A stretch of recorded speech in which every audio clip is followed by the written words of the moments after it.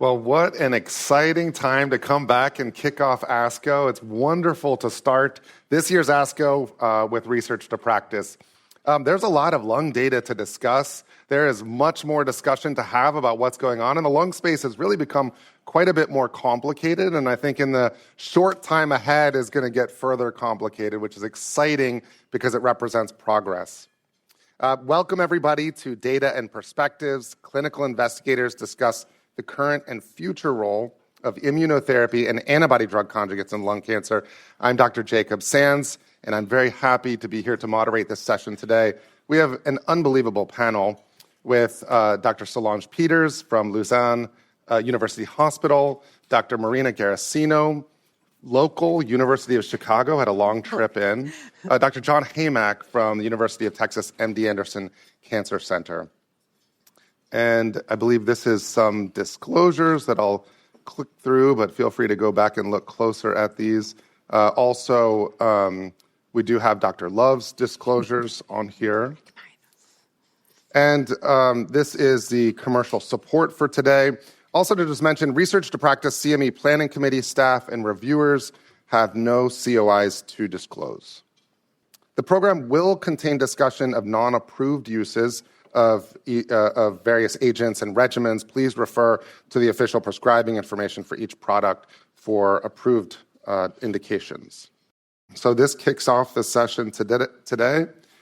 We will start with a presentation from Dr. Peters about immune checkpoint inhibitors in non-small cell lung cancer. Then Dr. Garassino will talk about targeted and other novel strategies for relapsed, second line and beyond, metastatic non-small cell.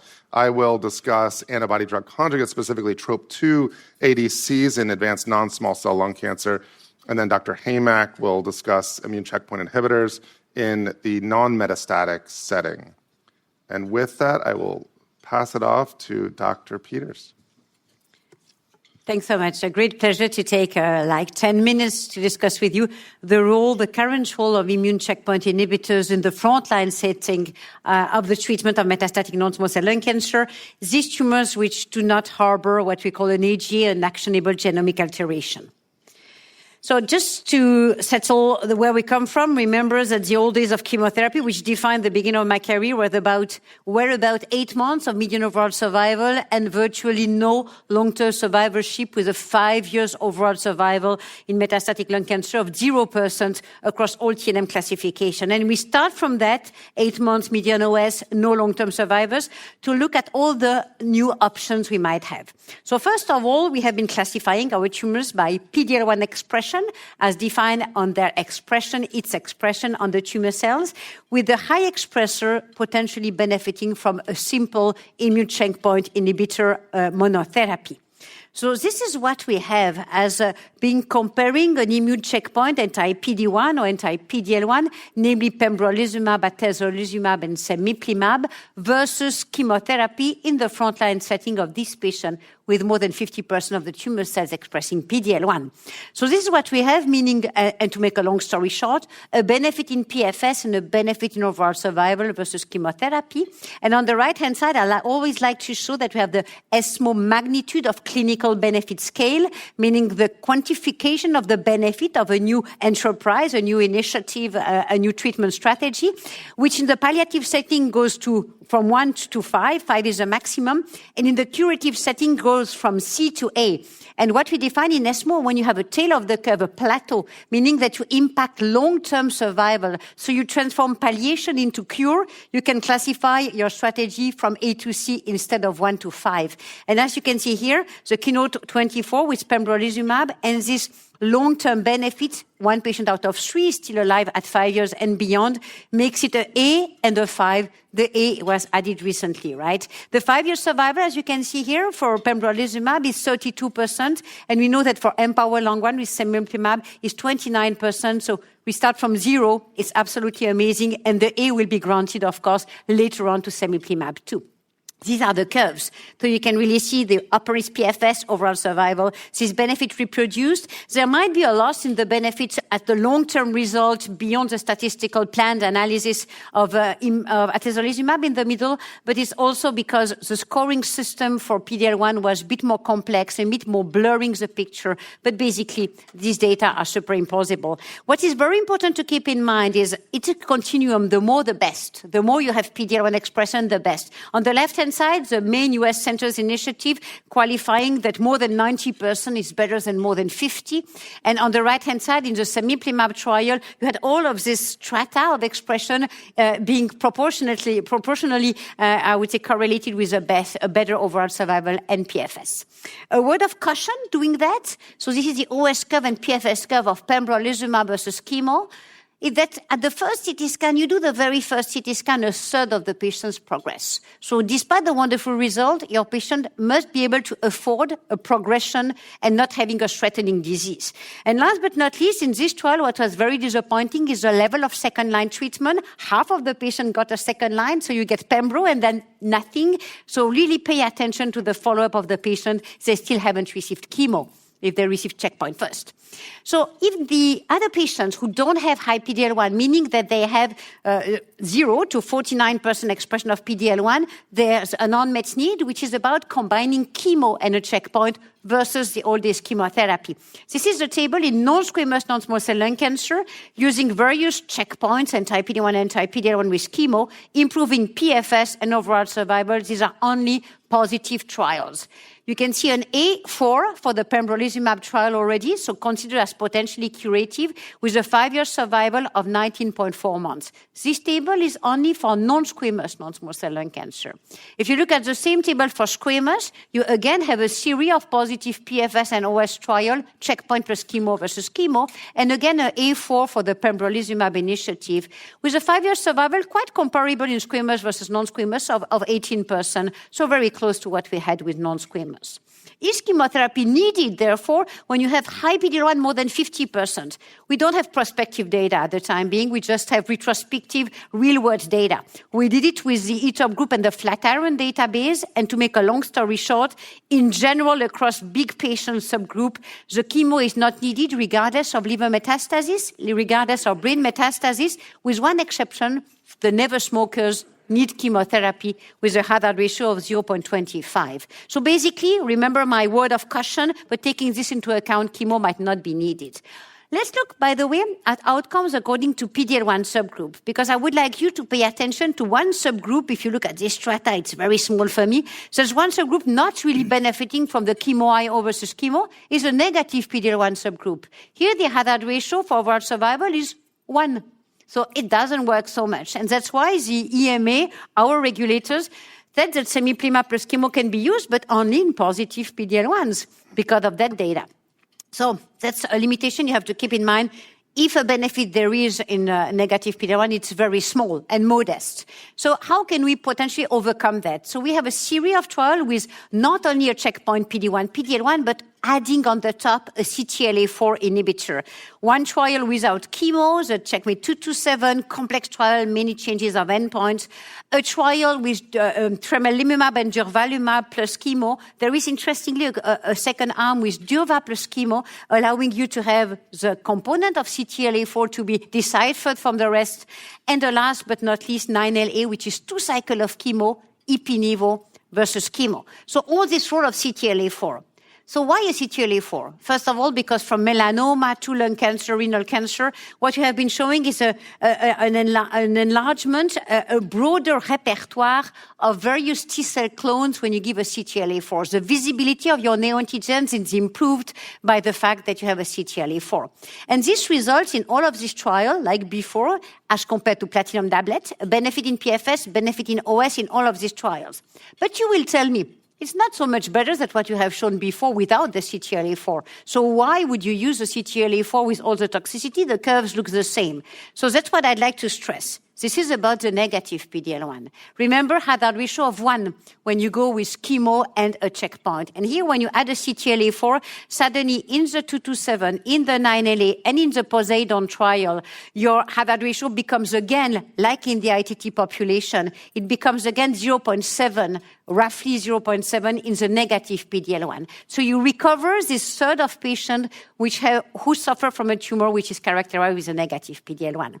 And what I like in Poseidon is you can really showcase the role of tremelimumab because there's one arm without, remember. So here the survival is 1, the hazard ratio of survival is 1 when you don't have the CTLA-4 and 0.8 when you add the CTLA-4. So you have the switch on the left showing you this isolation of the clear blue arm. Tremelimumab helps these negative PD-L1 patients, okay?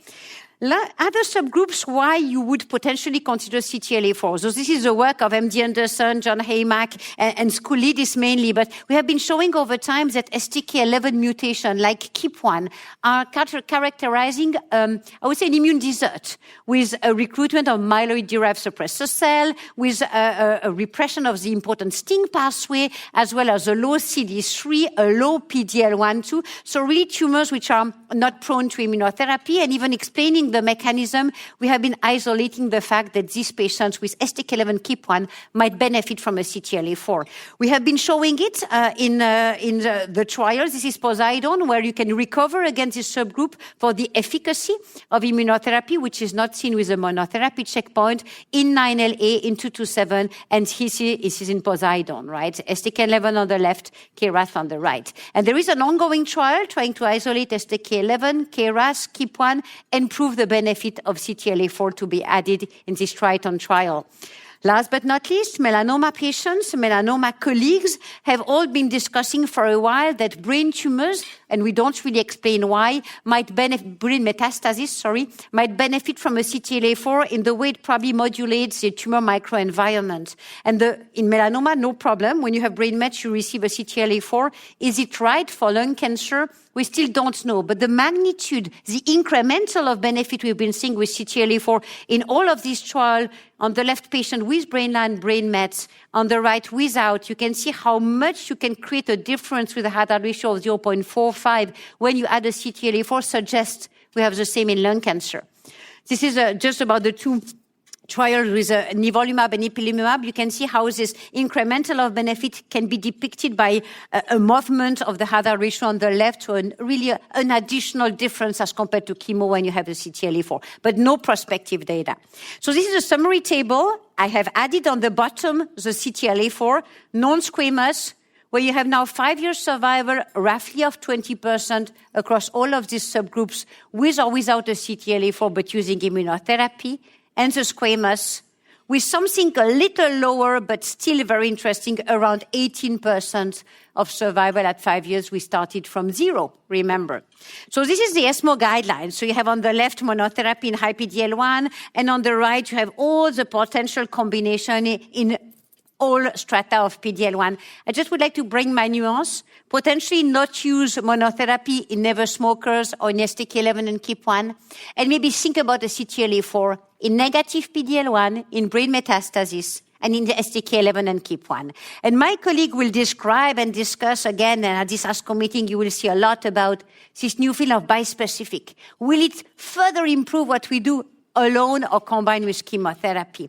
And I invite you to go, this educational book of ASCO is amazing. And you have this article reviewing the bispecific antibodies in non-small cell lung cancer, a source of inspiration. Just go through that. You will know everything about the data today. And with this, I thank you for your kind attention.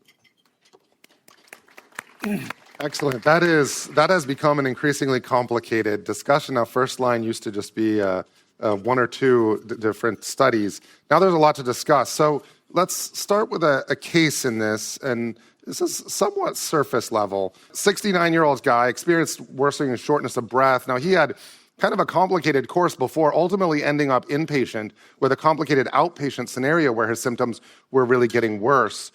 He came into the hospital with quite a bit of shortness of breath, ended up seeing cardiology and pulmonology inpatient as well. And ended up with a scan that showed really multiple nodules throughout both lungs, pleural effusion, pericardial effusion inpatient, ended up showing a lung adenocarcinoma, no actionable genomic alterations, PD-L1 of 20%. Now, we'll get to it in a moment, but I treated him with carbo-pembro. This was some years ago. And now that being said, we do have multiple different treatment options in the first-line setting. So, Solange, what do you think of first-line, PD-L1 20%, very symptomatic? Let's say it's outpatient so we don't complicate inpatient dynamics as far as treatment. But what would you generally think to start with, and what do you think of as being very reasonable options that you might favor for one reason or another? I would agree with you. I think the reasonable option in this patient, I don't think that just seeing the case like that, there is reason to do differently or more than a 189 or a chemo, a checkpoint, chemo PD-1, chemo PD-L1 frontline strategy to start quite fast if possible. The questions I would have here for you to maybe add a CTLA-4 would be to make sure that it doesn't have brain mets. You didn't code it. Brain mets would push me to add a CTLA-4. And I like in my NGS panel, which excluded EGFR, ALCROS, and so on, I'd like to see the STK11 to know if it is altered or if it is a wild type, because this would be another argument with KEAP1, of course, to potentially add a CTLA-4. But imagining that all of these are negative, I would have done the same thing as you've been doing, right? Doing a chemo checkpoint is very reasonable, hoping that it's going to act fast enough. So what about in the setting of PD-L1 of 60%? How would that change it? And then again, also to speak to the brain mets and where you might include CTLA-4 in that setting too. This patient, as you describe him, with this pericardial effusion, this is, for me, it's the example I always give. If there's one scenario in which I cannot afford the third of patient progressing at the first CT scan is spinal cord compression, pericardial effusion. So all of these diseases where it's at the risk you only have one line, only one. So if you have one line, you give the chemo with IO to start, right? So for this patient, even with 90% PD-L1, I think I would have given chemo IO. John, any thoughts? Yeah, well, so first of all, I think Solange laid out beautifully cases where I think we have good evidence to support CTLA-4. So brain mets, PD-L1 negative, STK11, and KEAP is a good starting point. This patient doesn't fit any of those. I think the second dimension I think about is, do they need chemo, yes or no? And so you gave the example of a PD-L1 greater than 60%. Now, greater than 50%, that's one of the few cases where we have direct data of pembro with or without IPI, where in the PD-L1 greater than 50%, there was no benefit for adding CTLA-4. So in addition to Solange's data, I would cross off CTLA-4 in the greater than 50%. And for people who are symptomatic, I usually do want to add chemo. So I come to the same conclusion. Chemo PD-1 is a reasonable choice. The last caveat I'd add is KRAS itself seems to get a little more benefit from CTLA-4, but if the PD-L1 is greater than 50%, I wouldn't use it. Okay, interesting. So we've highlighted some subgroups that CTLA-4 might be better in, but PD-L1 greater than 50% don't account for those. Agreed. Okay. Marina, are there scenarios where the PD-L1 is less than 50% that you might consider checkpoint inhibitor alone? I think that for those patients, the older patient with a low performance status, maybe based on the data of atezolizumab, there can be some benefit of all the patients who do not tolerate the chemotherapy. Maybe they are candidate for a single agent with a performance status 2. Solange? We published the Ipsos trial with Ming Li from London. It's interesting, it was conducted in 2 PS patients, PS2 and 3, or elderly patients more than 70 years old with comorbidities of importance. So really the patient you see and you say, platinum doublet will not be a good option. You really kind of, the art of oncology, you see that. And in this patient, atezolizumab is better than monotherapy, gemcitabine, vinorelbine, or any of this equivalent chemo. So I think it's important to keep it in mind because more and more we see these elderly patients with renal insufficiency, sometimes dialysis. So here, IO monotherapy might be an option, regardless of PD-L1. Yeah. All right, so sounds like more performance status issues, someone that you think may not tolerate the chemotherapy as a reason for that. All right, you can see here the scans. This is before treatment. As I mentioned, he did get first-line carbo-pembro, had about 10 months of disease control on this, full recovery of symptoms, functional status, back to work, and a bit of foreshadowing for a later discussion here in second line. He did end up going on a clinical trial with DS-1062, now called datopotamab deruxtecan, which he tolerated quite well, and we may come back to this discussion at a later time point. Here is a scan of showing an area of improvement on trial. He did have about 21 months of disease control on Dato-DXd. All right, we've addressed these initial questions, so let's move on to another one. So the flip side, I think we've touched on this a bit, the flip side to the PD-L1 less than 50% with immunotherapy alone, PD-L1 greater than 50%, where you may add in the chemotherapy. I think, Solange, you mentioned patients with the pericardial effusion or particular symptoms. Is there anything to expand on that, or is it really more symptom-driven? Yeah, and never smokers. Again, remember in all this meta-analysis or data analysis, the never smokers, because in every trial, if you exclude the oncogene addiction, you still continue to see 10% of patients who are never smokers. And these patients need chemo because the neoantigen load might be very low. Yeah. How about someone who has progressed on chemo, immuno, or immuno alone, where you have a single site of progression? That can be anywhere. Marina, what are your thoughts on that? How are you managing that? I see a lot of variation in how that's managed. Yeah, we have a strong radiation oncology team, so we consider always a local approach, and we continue the immune checkpoint inhibitors. I think there are also data that maybe you can also re-challenge the chemotherapy if you are in the later part of the immune checkpoint inhibitors. There are the data of semiplimab. But in general, if it is a single station, we try to do a local treatment. Yeah. Okay, so let's go on to the next one. So the immune checkpoint bispecific antibodies, are these, John, are these going to replace our PD-1, PD-L1 antibodies? What are you anticipating? Yeah, so the jury's obviously out. We were awaiting randomized data. My guess at the end of the day is that they're not going to replace PD-1 inhibitors, or at least the PD-1 CTLA-4 for everyone, if we focus on the CTLA-4 there, because I think we clearly see not everybody needs CTLA-4, but there are clearly subgroups that get a major benefit. Now, I think the VEGF PD-1 bispecifics are really interesting to see in light of, we've heard today about the Harmony results that are publicly announced there, and the earlier results with the Harmony 2 study were head-to-head against pembrolizumab in the PD-L1 greater than 1%. It beat it by a considerable margin. Hazard ratio was in the high 0.4s. We don't know the OS data for that yet.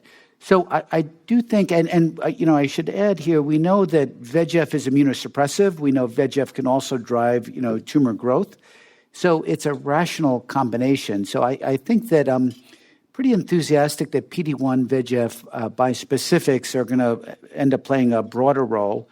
I suspect PD-1 CTLA-4 could play a role, but that's probably going to be in specific subgroups, as Solange highlighted.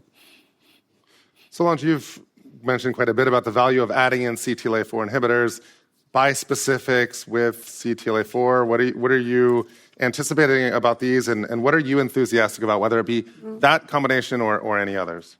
There's a mystery here, as I'm sure John tried to solve it when he had to discuss this data, is why would a bispecific work better than the drug A plus the drug B? And there must be something about the microenvironment collaboration of various immune cells plus the cancer cells, which might together give a better occupancy of the receptors, target receptors, but also potentially a more favorable interaction between cells and microenvironment for the immune response to happen. So we all hope they would perform better being bispecifics than A plus B. The preclinical data with CTLA-4 was showing it. We are even thinking that maybe the toxicity will be lower. Not so sure about the toxicity today, but maybe the collaborative way of inhibiting the immune phase of, I would say, construction of the immune response or the effector phase might be more efficient. So let's hope it's going to be more efficacious. At least I'm not sure it's going to be less toxic. Same thing for the VEGF, right? A local collaboration of the immune cells participating in the principles of a coordinated immune response. And Marina, any particular ongoing trials that you're really interested in? So there are also the bispecifics targeting TIGIT that I think are of interest. And I think that they also, if TIGIT had all these problems that we have seen, maybe targeting with a bispecific, this could become an interesting target again. All right, and then maybe one last mention. So, John, you mentioned STK11 and maybe KEEP1 we could add in there. Do you recommend everybody be getting that testing, and should that influence decision-making with current clinical standards? Yeah, so I think the key thing to say, we have choices among multiple FDA-approved effective regimens, right? So we have some with CTLA-4 and without CTLA-4. So, so the first statement is a clinician has choices among multiple effective FDA-approved regimens. If you're looking for data to support that choice, I think the STK11 and KEEP data, as well as the PD-L1 negative data overall, it shows consistency across multiple studies. So this isn't a single retrospective analysis in one study. We really see across multiple different retrospective data sets. First of all, that the STK11 and KEEP get much less benefit from PD-1-based combinations. And I think that's been shown in at least 7 or 8 different cohorts. Secondly, that they seem to get more relative benefit from CTLA-4, and that's been, I think, shown convincingly, at least in 2 different cohorts. So, among FDA-approved regimens, I think it's a reasonable reason to choose a CTLA-4-containing regimen like Poseidon or potentially 9LA. Okay, well, with that, let's jump into Dr. Garassino's discussion. Okay, so 10 minutes to go. Very dense field. We have HER2 and c-Met that are 2 potential new targets, also if they are not actionable alteration by themselves. HER2 was already tested in multiple trials with tyrosine kinase inhibitors, but we have seen the best results very recently with trastuzumab deruxtecan and also with new TKIs. Trastuzumab deruxtecan is an antibody-drug conjugate with one part that is an antibody targeting HER2, and then there is a payload and a linker with deruxtecan.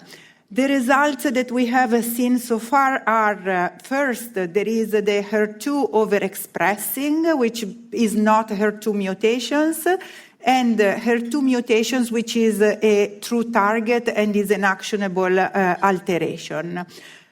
We have seen the first results. You see that there is a response rate of 44.9%, with a median duration of response in the overall population of 10.6 months. And you see the waterfall plot with a very good reduction of the tumor and only very few patients not responding to the drug. This is again the toxicity. You see that in 91% of the patients there is some toxicity, and of note, one of the most important toxicity is the ILD that you can see in 27.5% of the patients, and in 17% of the patients can be a grade 2 toxicity. So it's important to be aware of this toxicity and to check the CT scan, the shortness of breath of the patients, and hold the treatment or start the steroids if the toxicity is high. This is the Destiny Lango-2. This is a randomization between 2 different doses, 5.4 and 6.4, to see if we could limit the toxicity of this drug. And you can see that both the two doses achieve a very similar progression-free survival and a very similar overall survival. And again, the response rate is 51%. So now the recommended dose is 5.4 milligrams per kilogram. Again, here you can see in the waterfall plot that the benefit goes across all the subgroups, and in particular is seen regardless of HER2 mutation type, HER2 amplification status, and also regardless of the number or type of prior therapies. And I want to remember that in this trial, the majority of the patients were highly pretreated. Again, toxicity is, again, the ILD, and in the majority of the patients, there is a related toxicity to the treatment that is, in the majority of cases, is neutropenia, but again, be very careful with the ILD. And you see that with the lower dose, 5.4, there is only 12.9% of ILD compared to 28% with the previous dose of 6.4. This is another trial. You see that there are multiple cohorts. There is the cohort of HER2 mutants. And what it is important here is that we always ask if there is penetration in the brain of this kind of drugs. And you see here that there is penetration in the brain also at the dose of 5.4. And you see that the majority of the patients responded to the treatment. And in particular, I think it's important that they were also pretreated before. This is the DESTINY-Lung03, and this is in patients pretreated, not with the HER2 mutations, but with the HER2 overexpressing non-small cell lung cancer. And the results were recently presented in the last World Lung Cancer Conference, where you can see that there is an impressive response rate of 44.4%. And you see also that the benefit is either in the HER2 2+ and also in HER2 3+. And so now this is an option in the United States, and it is FDA approved. This is a trial that is ongoing now and is randomizing patients to trastuzumab deruxtecan to a platinum-based chemotherapy with pembro. Moving to c-Met very quickly, is important again to remember that MET can be different. We are talking now about c-Met overexpression, but you know very well that there are also MET mutations for which we have all the tyrosine kinase inhibitors already approved. And also for the MET amplifications, in particular in the United States, there is also the possibility to use MET tyrosine kinase inhibitors. I just want to go through very quickly to 3 casuistics that showed that MET is a negative prognostic factor, as you can see here from the Kaplan-Meier curve, is comparing c-Met low versus c-Met high. The same is again in this casuistic, and the same is again in this meta-analysis where c-Met is considered a very highly negative prognostic factor.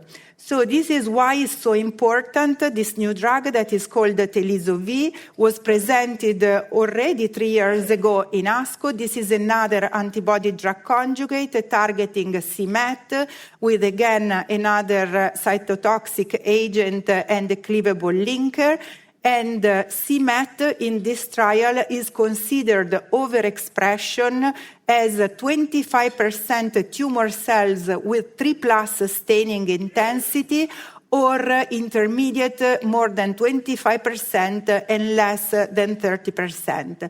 We are increasing now in our reflex testing both c-Met and HER2, because I think that all these targets must be done at diagnosis so that we can potentially see the entire possibilities for our patients.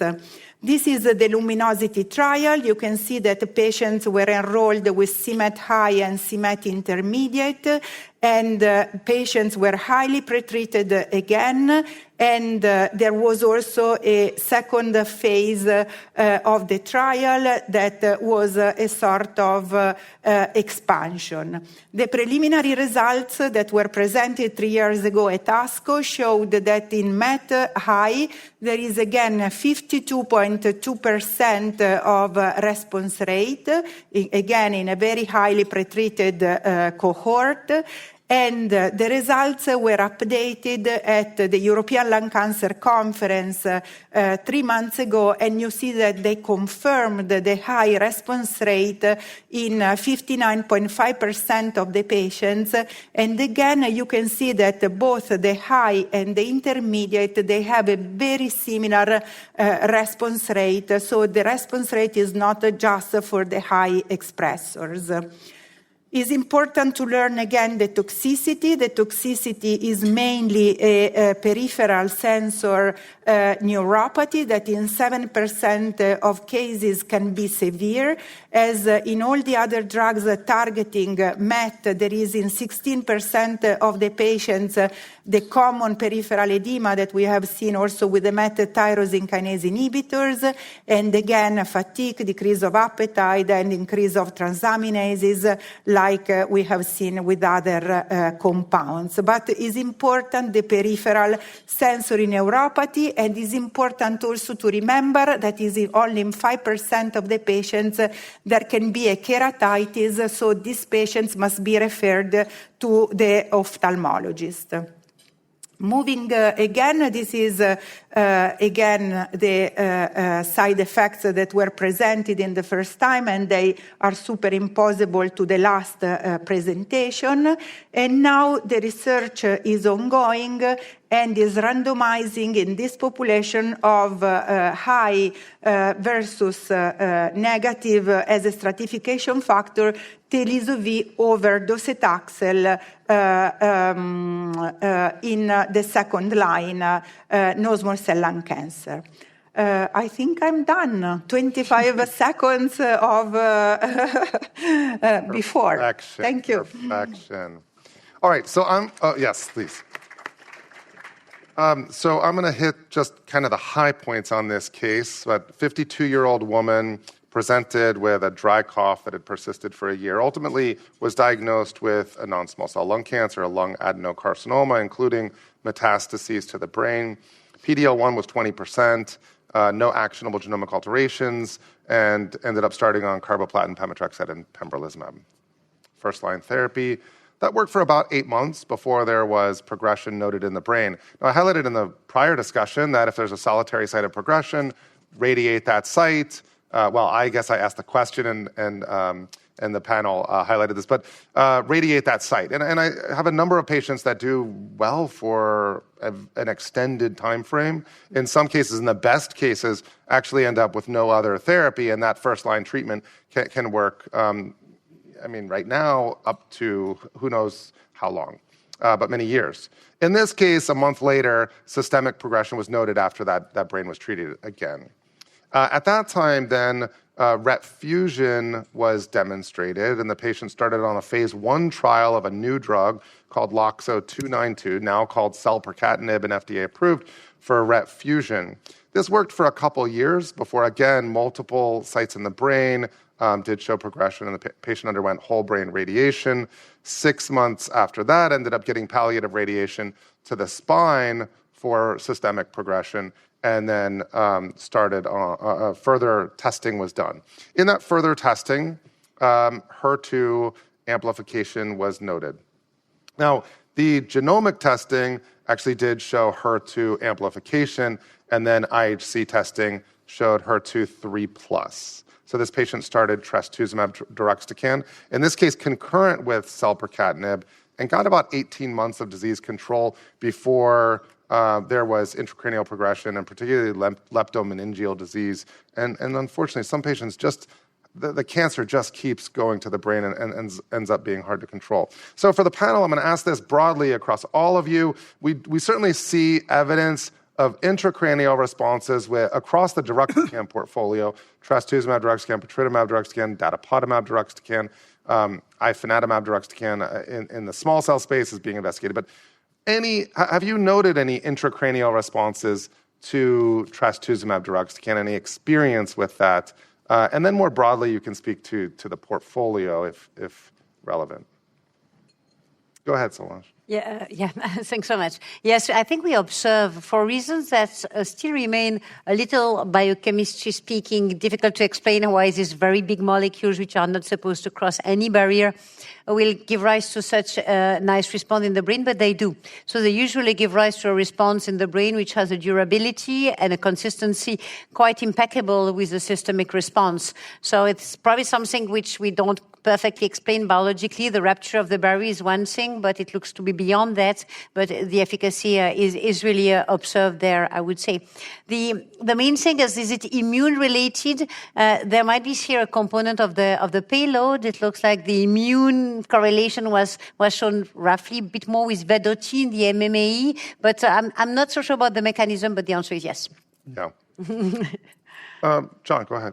Yeah, here I'll note there's really, when we're thinking about trastuzumab deruxtecan for non-small cell, there's two different populations we're thinking about, the HER2 mutant population and then the HER2 overexpressing here where it's got a pan-tumor label.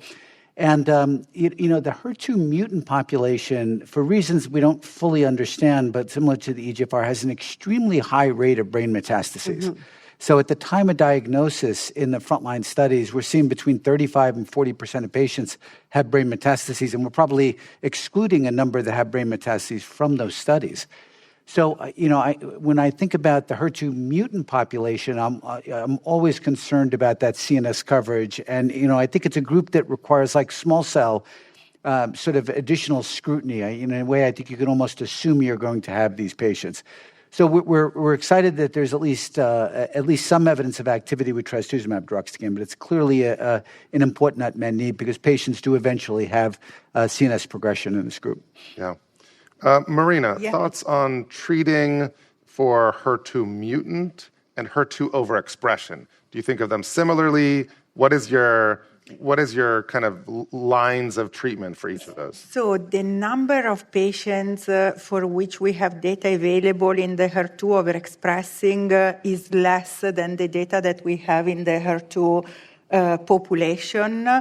So it's very difficult from the statistical point of view to say if there is a difference or not.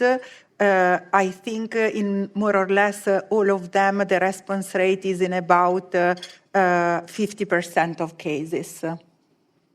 And what about your standard of care? For HER2 mutant, do you go to trastuzumab deruxtecan first line, second line? And how about HER2 overexpression? So we go with the first line. There are also the new tyrosine kinase inhibitors that are coming that are, I think, of great interest. Maybe John can say also more about them, but we start immediately targeting HER2. And of note, I think here the patient was tested for RET not in the beginning. So again, as I said during my presentation, I think that we should organize the entire targets from the beginning so that we can have in mind all the potential treatments for the patients. So a plug for NGS testing, this was years ago. So when the patient started, this was well before there was anything even in trials for RET. But that's the point, right? Is that by doing full NGS panel testing, whatever comes along next, we now talk about KEAP1, STK11, you wouldn't really have that if you're just doing focused testing. But go ahead, John.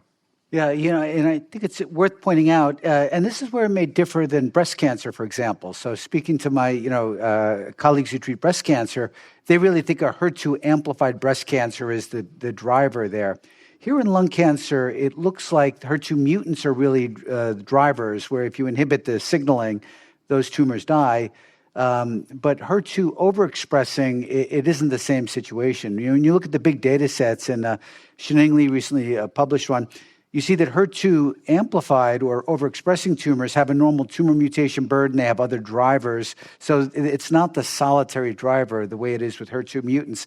this may be why HER2 mutants seem to have a little better response to ADCs. In DESTINY-Lung2, it was 49% versus 44% here. If you go back to TDM1, it was a little higher for HER2 mutant, independent of the expression, as compared to the HER2 overexpressing or amplified. So I think it's useful to think about the HER2 mutant is really oncogene addicted. The HER2 amplified, it's clearly a target, but maybe not the same paradigm as with EGFR.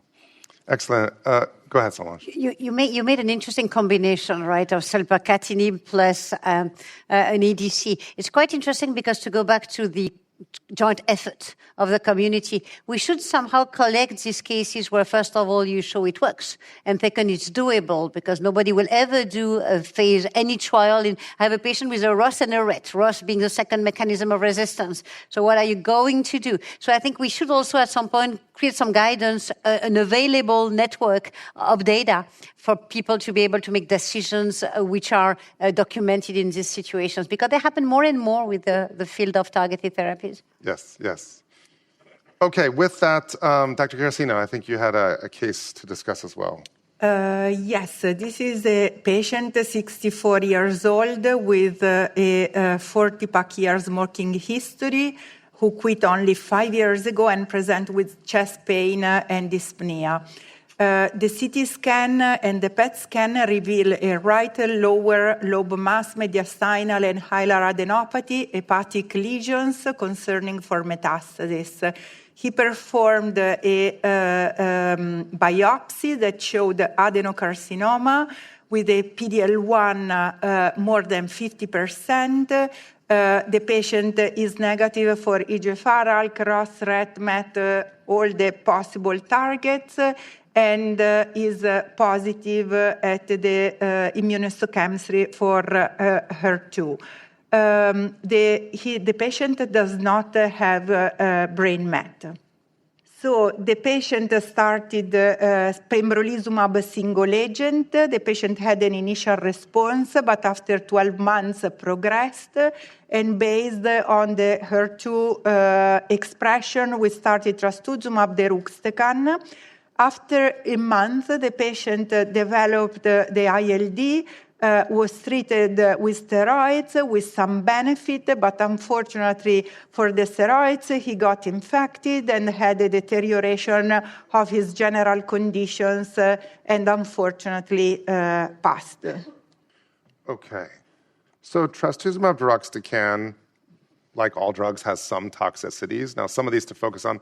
First of all, GI toxicities. Do you find that to be much of an issue? How do you manage that, if so? I think we just give the prophylaxis to the patients. We alert the patients to take Imodium, not to eat spicy food and this kind of things. But I think we have quite a lot of experience with the gastrointestinal toxicities, while I think we are very new in the field with the ILD. Yeah. ILD being another avenue. So the deruxtecan portfolio, we see some ILD, thankfully low numbers, but we do see wide grade. And there are some grade 5 reported, although very low numbers. The big thing, of course, is not to let it get to that point. John, when you're managing a patient on any of these drugs, but of course including trastuzumab deruxtecan, you see some inflammatory findings on CAT scan. Of course, we see waxing and waning findings even on patients not on these. Yeah. How do you decipher what might be a drug-related ILD? Yeah, this is always a clinical challenge because, of course, lung cancer patients also are prone to getting infections. They're, often have areas of obstruction. One of the ones that happens very commonly is they've received some chest radiotherapy, and then you've got fibrosis in the lung afterwards, and you're trying to interpret what's fibrosis, what's infection, and what's that ILD. So this is a real challenge to deal with clinically. One of the things I'll note is in the DESTINY-Lung2 study, they saw with the 5.4 versus 6.4 dose, they saw a reduction in the ILD, but part of it was also selecting the right patients. So they selected patients who did not have a significant underlying COPD, who did not have significant pleural effusions. So part of this is not selecting patients who have compromised pulmonary status to begin with. In my case, I tend to be pretty aggressive at, because this drug is effective and we don't have great options afterwards, at giving a shot with rechallenge. So if there is equivocal status about possible ILD that's grade 1, I'll try the course of steroids to manage it. Sometimes we've got to try antibiotics if you're not sure. I will almost always rechallenge and see if it really recurs. And often things that looked like ILD in the beginning turned out to not be clinically significant. So we've had pretty good luck with rechallenge, but you have to go in with caution based on their initial pulmonary status. Yeah, I think this is one of those areas where you want to pay a lot of attention, look for, but then don't just conclude that it is. This is like kind of holding two seemingly opposing truths. Solange. But we have to keep in mind that if you think about immunotherapy toxicities, this is the most conservative algorithm for those adaptations that we have across all oncology. So at grade 1, the patient has no symptoms, but something on the CT scan, you discontinue. At grade 2, you permanently discontinue. Right. So we are one grade down what we would do with any other compound. So we have to keep it in mind because we have been seeing, I'm also treating breast, in the early days of breast cancer, we've been seeing catastrophes. Yeah, I agree with Solange. If you think of someone who's had platinum doublet with or without checkpoint already and is getting T-DXd in that setting, they don't have a long list of great options afterwards typically. So I am pretty slow to just cross it off the list there. That's why I think you really want to have the multidisciplinary team and pulmonology involved. And I discuss it with patients, but we'll often lean towards giving it another shot. Yeah. Thank you for that nuanced discussion. Okay, we're going to go on now to TROP2 antibody-drug conjugates in advanced non-small cell lung cancer. So TROP2 in itself looks like a receptor that portends a worse prognosis. We actually don't fully understand its role, but it's thought to have a role in growth and proliferation of carcinoma cells and looks to be an oncogene. I'm going to discuss 3 different TROP2 ADCs, and on paper they actually look very similar. So TROP2 antibody, hydrolyzable linker, topoisomerase inhibitor payload. You can see the DAR, or the drug-to-antibody ratio, is a little bit different. On the left, deruxtecan is a particularly potent topoisomerase inhibitor payload. So on paper, very similar. Now, the 2 drugs on the right there, sacituzumab govitecan and sac-TMT, I'll say for short, on the right, these are actually the same antibody. And same drug-to-antibody ratio and same mechanism of payload, so particularly similar in that case. But we actually see different data when we look at more of the specifics. Now, from Dato-DXd, we saw, and this is the TROPION-Lung01, this was Dato-DXd versus docetaxel across all comers. It was those that had tumors with actionable genomic alterations and without. Now, in the non-squamous cohort, we saw particularly better results in the PFS. This was across all comers, positive progression-free survival difference, but really that was in the non-squamous cohort. We see a response rate that is quite a bit more, 31% versus 13%. Now, in that, the overall survival data did not reach statistical significance in that non-squamous group. Hazard ratio is 0.84, but we saw a particular separation in the tumors with actionable genomic alterations, which was overwhelmingly EGFR. You can see a 15.6 versus 9.8-month median difference. 17% of the overall study had tumors with actionable genomic alterations. So with the low numbers, that confidence interval does still cross 1. But this now sets up the discussion, okay, in the EGFR setting, it looks like is where we're seeing particularly this benefit. This was presented by Dr. Myung-Joo Han at ESMO Asia, looking at the TROPION-Lung01 and 05 cohorts, in both cases pulling out just that EGFR mutation positive group. And so you see 78 patients from TROPION-Lung05 and 39 from Lung01. Here's a chart on the left kind of showing you the baseline characteristics. On the right, you see the different EGFR mutations. Overwhelmingly, these are what we consider as classical EGFR, well, I'd say maybe not overwhelming, but majority classical sensitizing mutations. You can see some of those with T790M in those patients that got an initial first-generation EGFR TKI and then osimertinib, third generation. And here are the results from this. So we see a response rate of 40 to 45%. median progression-free survival of 5.8 months, median overall survival of 15.6 months, median duration of response of about 7 months. And here's the toxicity profile. This is similar across studies. Stomatitis, you can see there is the 59%. This is the majority being grade 1 stomatitis, which means it's asymptomatic but something observed on exam. Of course, grade 2 is where that gets symptomatic. Nausea, 46%, thankfully also low grade and tended to be over days. As far as the special AEs of special interest on the bottom left, you see there stomatitis, oral mucositis. Within these trials, there was not, well, maybe we'll come to this more, but steroid mouth rinses might help. Those really weren't incorporated in these trials for the majority of the population, kind of got incorporated toward the end. Ocular surface events just feels like dry eyes, but ophthalmology evaluations were done throughout the study, and overwhelmingly patients did fine if they had lubricating eye drops. I think there was one patient that might have had to come off treatment. And then adjudicated drug-related ILD, there was one grade 3 in this cohort. So although I mentioned that in the Dato-DXd studies, there are some patients that ended up with a grade 5 ILD, for EGFR mutant lung cancer, there was one grade 3, and that was the highest adjudicated ILD. Dato-DXd is granted priority review and is currently undergoing review with the FDA for the EGFR mutated non-small cell lung cancer after prior platinum-based targeted therapy and platinum-based therapy is the way it was enrolled in the study. Now, sacituzumab govitecan on paper looks the same. This was a trial of docetaxel versus SASI, all-comer non-small cell lung cancer, primary endpoint being overall survival. Unfortunately, it did not meet that endpoint. You can see the median overall survival being 11.1 versus 9.8 months, hazard ratio of 0.84, a bit less in the response rate, pretty similar duration of response, progression-free survival, about a month of median overall survival, not statistically significant. There was a subgroup looked at that was pre-specified in those that had not had a response to prior immunotherapy. Now, many of the patients that got the prior line of immunotherapy also got chemotherapy with that. And so it's not just one clean subgroup necessarily, but even accounting for that, it does appear that there may be some benefit in SASI in that subgroup. I think we need more study to really try and tease that apart.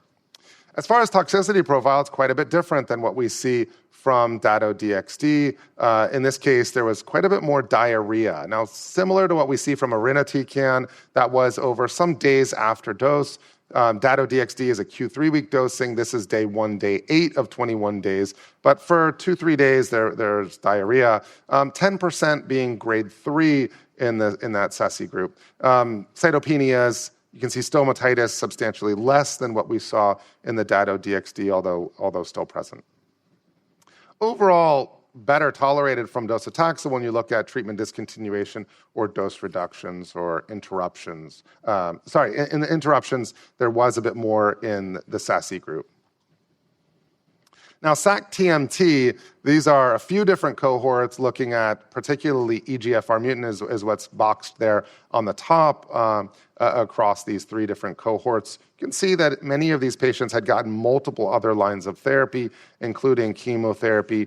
In some cases, some patients that actually got immunotherapy as well, and also targeted treatment. Now, the top is the overall population, but you can see that when focusing on the EGFR mutant on the bottom there, we see particularly good-looking waterfall plot there. Median progression-free survival being 11.1 months.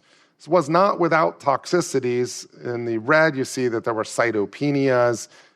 In the orange-yellow there, stomatitis was also present in this. 14% grade 3, 61% any grade, and then also some rash with this. Now, that's a focus on EGFR, but will a biomarker open this up to a bigger population? Now, the case that I presented earlier in the first-line immunotherapy discussion, he ended up going on clinical trial with Dato-DXd, did not have an actionable genomic alteration, as you may remember, got 21 months of disease control. Clearly, we do see some patients that do appear to get prolonged, durable benefit from Dato-DXd, despite the study not really showing a huge difference in those without actionable genomic alterations. We certainly still see some that benefit, and I'd say even a trend toward improvement over docetaxel in that group. But will a biomarker help us to better identify those that really benefit? Now, this was presented at World Lung. I think Dr. Garassino, you presented this. This was looking at essentially surface level TROP2 expression versus cytoplasmic expression. And when there was higher cytoplasm expression, particularly a cutoff of 0.56, that was considered biomarker positive if that existed in more than 75% of cells. On the right there, you see that the numbers, the percentages of the cohorts that had a positive biomarker. Now, this was developed specifically for non-actionable genomic alterations. So you see the non-squam, non-AGA, 63%. That's the cohort that this was really developed for. And Dr. Garassino presented this for progression-free survival in the TROPION-Lung01 study, which is quite compelling. Now, we do see some positivity in squamous, and we've seen some neoadjuvant data that was presented by Dr. Casconi that was pretty impressive with Dato-DXd responses. So we see some of these across. Will a biomarker help us unlock this further? A lot more to still study, but I'm hopeful for that.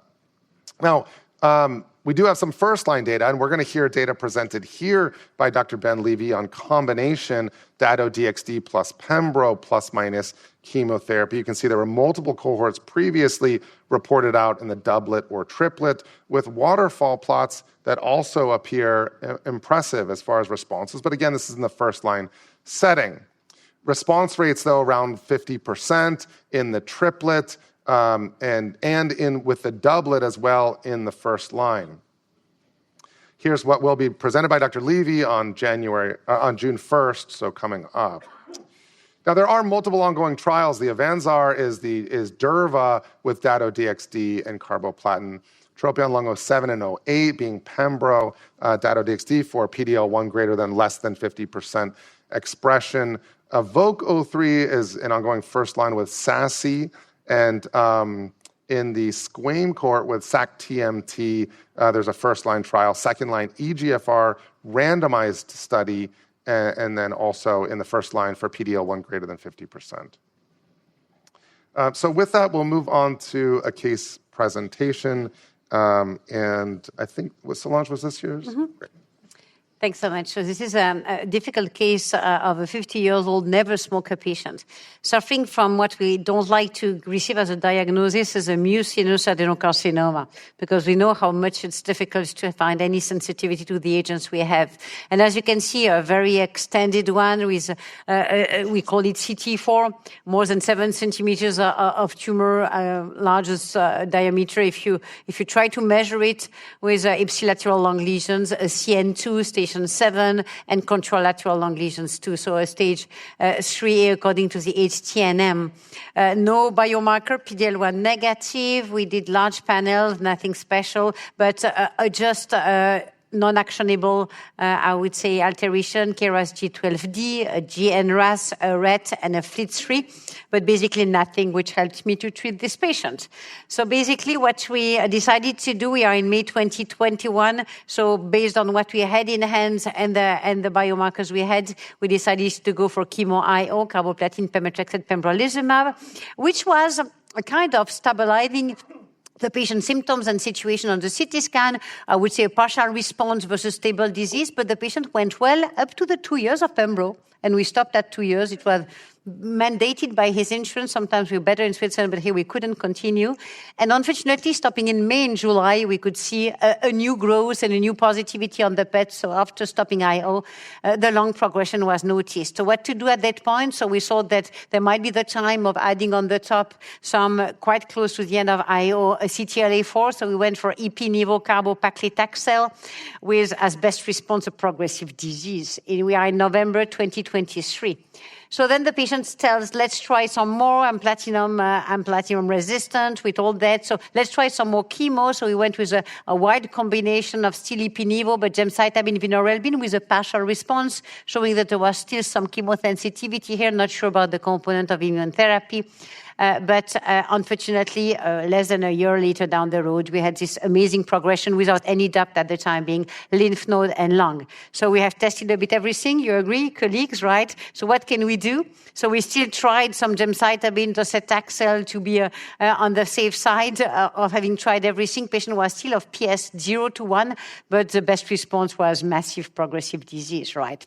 So basically what to do here. So we are now in October 2024, and we have a compassionate use access to datopotamab deruxtecan that we try in this patient as, I don't know how to say, 6 lines, 7 lines, or 8 lines of treatment with an hepatic complete response and a persistent thoracic partial response. The CT scan has never been as well and as good as this one. Some mucositis, grade 1 to 2, the limiting factor. It's very difficult to deal with that. But at the time being, he's still 7 months after the initiation. This is the longest treatment regimen apart from the first one in this patient. So a complete response and a partial response at the lung, and the mucositis grade 1, which might be the thing which makes the patient having the most difficult life. But quite amazing, I would say, new hope in the last line of treatment. Yeah, it is exciting what we see from these. So, John, big question here. Yeah. Now we've had a number of EGFR mutant trial regimens that are approved or being considered. The data that we have for Dato-DXd, assuming, let's say this is now FDA approved, for sake of discussion, where does this fit in? Yeah, I think this, if approved, would be a very important new treatment modality here for these patients. Because if you think about the first-line metastatic EGFR landscape, you've really got 3 regimens now that are approved and commonly used. You know, putting aside the older EGFR TKIs, you've got osimertinib monotherapy, you've got FLAURA2 of osimertinib with platinum doublet, and then you've got the Mariposa regimen with AMI and lazertinib. So you can imagine once you've progressed, say, on FLAURA2, you know, your options are really limited. And the activity we've seen with datopotamab deruxtecan, you know, in that setting is really impressive, 40 to 45% response rate in that range for EGFR mutants. You know, historically, if we think about docetaxel, which would be an option, 10 to 14% response rate, a little bit higher if you had ramucirumab. So for me, that would clearly be a space where this could add huge value. Now, what about if you just get osimertinib monotherapy or AMI and lazertinib, the Mariposa regimen? Well, there it becomes a little more debatable whether you'd use it in front of platinum doublet. The activity we're seeing is on par or a little bit higher with platinum doublet, but we don't have the direct comparison yet of this versus platinum doublet. So I would be very comfortable using it after TKI and platinum doublet, and I would absolutely consider it in patients who've progressed on either osimertinib alone or on the Mariposa regimen. Excellent. Marina, I'm going to combine a couple of these. So if Dato-DXd were available, would you consider for a patient without an actionable genomic alteration or in a patient without an EGFR mutation? Where would this, you know, if you've been through all the lines of chemo, or is there a line somewhere in there where you'd say, well, gosh, we have data for this, and then separately, don't fuse these, but separately, do you think we're going to end up using this TROP2 QCS NMR testing? Is this biomarker going to solve the answer to the first question? I started from the biomarker because I like it most. So I think that this is not just for Dato-DXd, but is for all the antibody-drug conjugates. I think we really need biomarkers because we need possibilities to sequence them. So we don't have the data yet on the overall survival of the QCS NMR. But if this is true also in the PFS and the trial is starting now using the QCS and randomizing docetaxel over Dato-DXd and also the Avanzar, I think this will be a great possibility to beat docetaxel. We always want to get rid of docetaxel, and docetaxel continues to come back like a nightmare.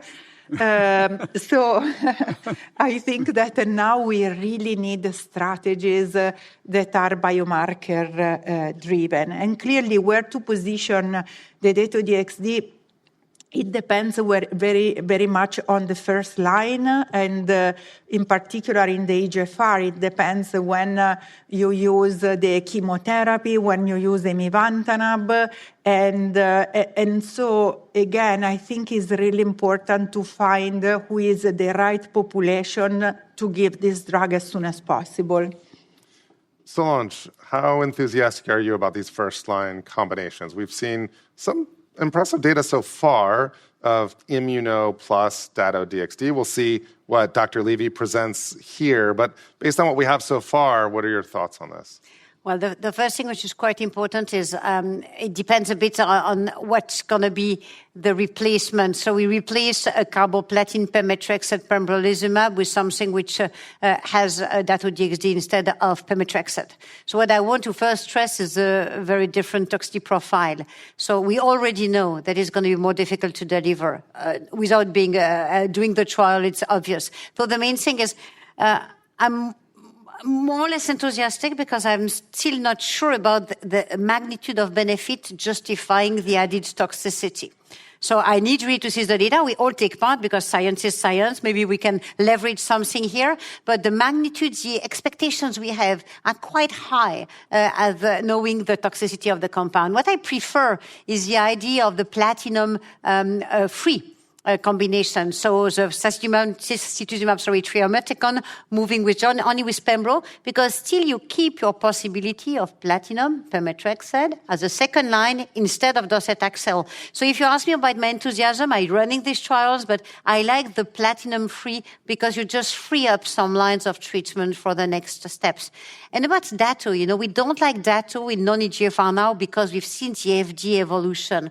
But we have this compassionate in Switzerland. And you can't imagine how many patients now reach third line or fourth line setting who enters the program. So we are in need of subsequent lines, right? So whatever the data show, let's keep in mind that the more lines represent probably our patient population. Now it's not only 2 lines, they go beyond.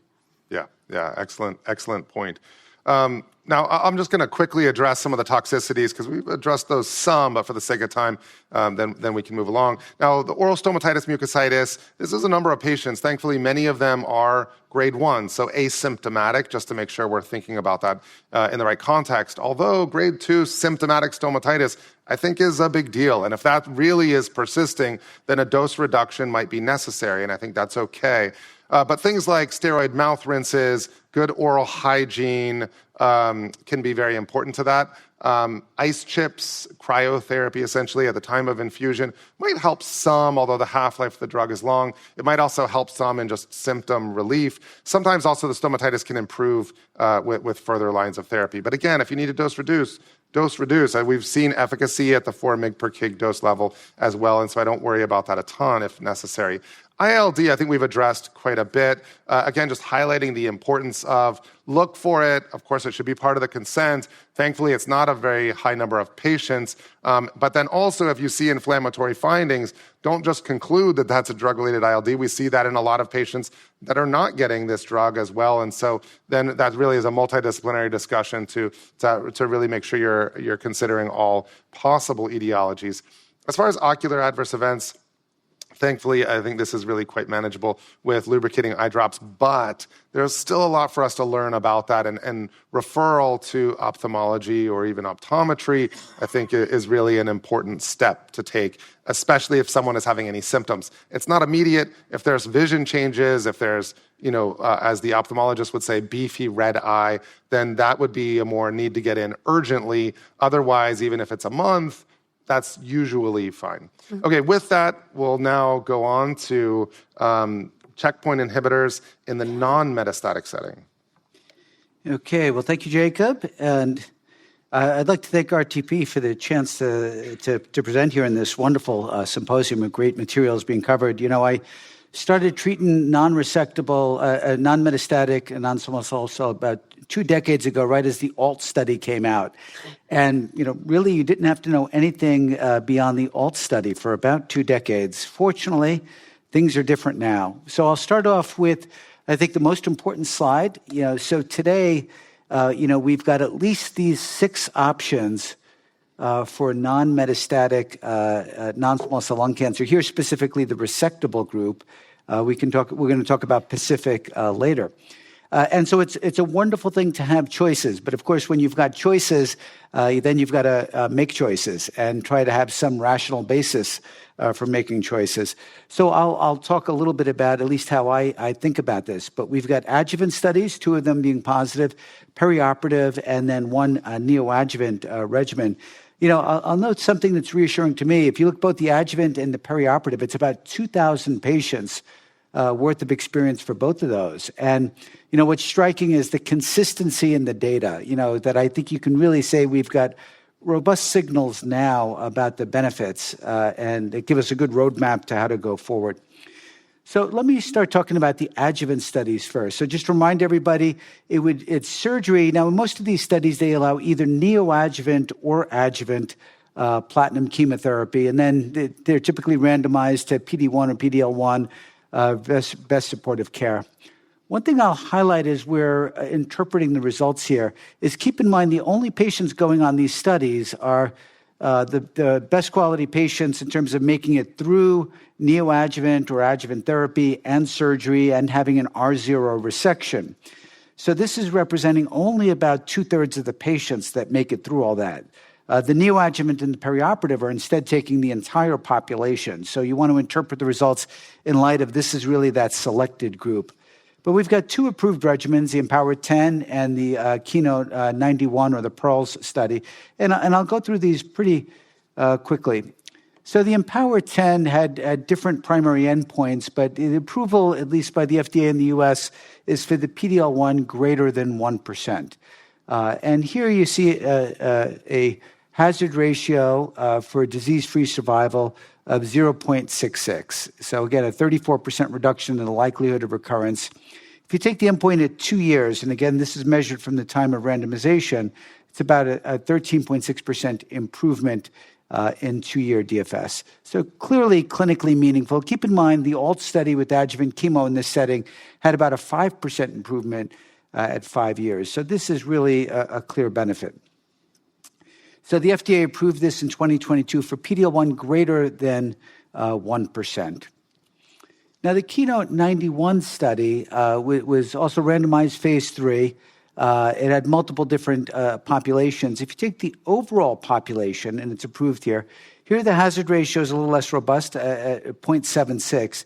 Now, one would expect that in the PD-L1 greater than 50%, it would have a better hazard ratio. I think puzzling for me at least, and I think for many investigators, the hazard ratio is actually a bit worse in the PD-L1 greater than 50% at 0.82. So not significant there, but approved for the overall study population here. All right, so now let me move on to neoadjuvant or perioperative. And remind everybody, I've sort of divided this up into the induction phase, then surgery, and then the adjuvant phase. So the only randomized study we have of neoadjuvant therapy alone is the Checkmate 816. So that was nivolumab with platinum chemo versus platinum chemo, followed by surgery. And then we've got 3 approved perioperative regimens. So the 77T with the same design as 816, except on the back end in the adjuvant side, nivolumab versus best supportive care. Aegean, which was the durvalumab-based combination with a similar design, and Keynote 671, which is a similar combination with pembrolizumab. Now, to start off with Checkmate 816, the addition of nivolumab in the neoadjuvant setting clearly improved event-free survival, and later we saw overall survival. That hazard ratio has regressed a bit to about 0.68. But clearly a significant benefit. And this is only with three or four cycles of neoadjuvant therapy. So a pretty modest duration, which is the clear benefit. Now here we saw the chemotherapy arm underperformed historical standards a bit, but still a clear benefit there. If you look at 2 years, an 18.5% improvement in 2-year EFS, so really a strong difference. Now, here's the 77T. Remember, similar design, except that it added a year of adjuvant nivolumab there. Here, the overall hazard ratio, 0.58. We've heard recently that overall survival was also improved here. Now, because we've got the same regimen in both the neoadjuvant and the perioperative setting, later we're going to look at these two compared a bit to see how they've come out. But this hit its primary endpoint. It hit the endpoint of improving pathologic complete response as well. Clear, meaningful benefit here at these endpoints. All right, now the Keynote 671 was done with perioperative pembrolizumab. Similar design here. Here you can see the EFS hazard ratio 0.58, clinically significant. This later has hit overall survival improvement as well. And I apologize, you can't see all the subgroups, but I think the point is you'll see a broad benefit across all the different subgroups. This includes patients who are PD-L1 negative, as well as those that are positive. It also includes patients with N2 disease. And finally, AEGEAN, again, achieved both its primary endpoints of pathologic complete response and event-free survival at the first planned interim analysis. Here, the overall hazard ratio is 0.68. If you take just the cisplatin group, it has the same as Keynote 671 at 0.58. But a positive study, and again, benefit broadly seen, including patients with N2 disease. And I'll point out something that may be surprising to a lot of people. About 70% of this population was stage 3, so this was not a very early stage. About 50% had N2 disease. So this is a pretty advanced population. Many of these would historically be treated with the Pacific regimen. So it also achieved its endpoints. So now we've seen all those positive studies, and this leaves us the question, neoadjuvant therapy, adjuvant therapy, or both? Now, I'll tell you where I come down on this, because the stakes are so high. Here, the stake is a cure for people, and with the therapy that is relatively well tolerated. So we don't have a head-to-head comparison of these different either adjuvant, neoadjuvant, or perioperative. So we're going to have to do direct comparisons. Now, this was preclinical work led by Tina Casconi when she was in my lab, and it showed that neoadjuvant appeared to be significantly better than adjuvant therapy in mouse models, and this has been seen in other tumor types. The thought is that if you invoke an immune response when the tumor is in place, there's more neoantigens, you get a better immune response. Now, clinically in melanoma, perioperative was compared to adjuvant, and perioperative was dramatically better.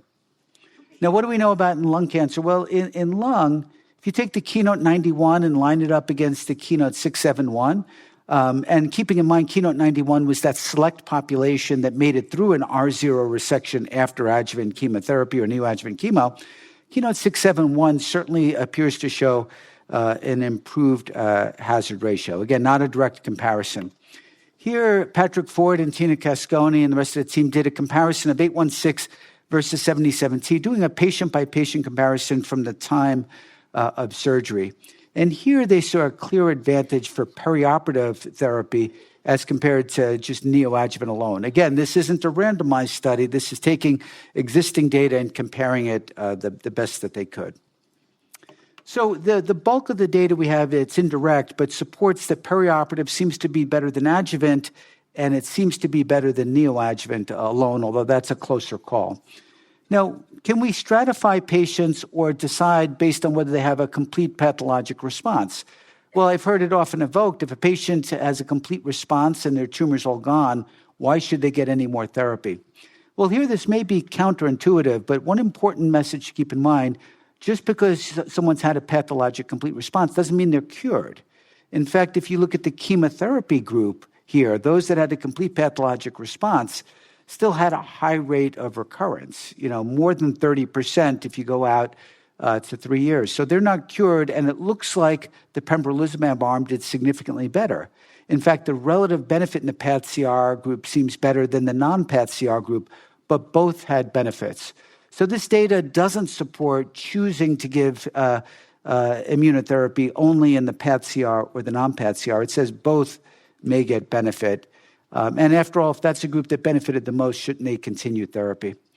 Now, I'm going to just briefly talk about two other regimens. So monalizumab is a drug that can help activate NK cells and CD8-positive cells by blocking an inhibitory interaction between NKG2A that happens with HLA-E.